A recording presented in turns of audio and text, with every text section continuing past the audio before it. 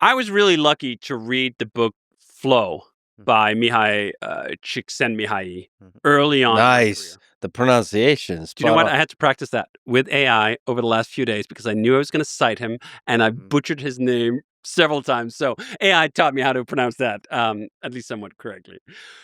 But his main work over his career was essentially the concept of flow that came out of a search for understanding happiness. Why are some people happy? When are they happy? And what he learned was quite illuminating. He learned that people aren't happy when they sit on Mojito Island. They're not happy when they're free of all obligations and responsibilities. No, they're happy in these moments where they're reaching and stretching their capacities just beyond what they can currently do.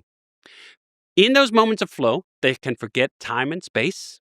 They can sit in front of the keyboard, program a hard problem, think 20 minutes have passed, and suddenly it's been 3 hours. They look back upon those moments with the greatest amount of joy, and that is what peak happiness is. If you take away the pursuit of those kinds of problems, if you eliminate all the problems from your plate, you're going to get depressed. You are not going to have a good time. Now, there are people who can do that, but they're not the same kind of people who built these kinds of companies. So you have to accept the kind of individual you are. If you are on this path, don't bullshit yourself. Don't bullshit yourself into thinking, I'm just going to sacrifice everything, my health, my family, my hobbies, my friends.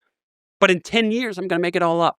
Because in 10 years, I can do it. It never works out like that. It doesn't work out on both ends of it. It does not work out if you're successful and you sell your company because you'll get bored out of your mind after 2 weeks on retirement. It doesn't work out if the company is a failure and you regret the last 10 years spent for nothing. It doesn't work out if it all works and you stay in the business because it never gets any easier.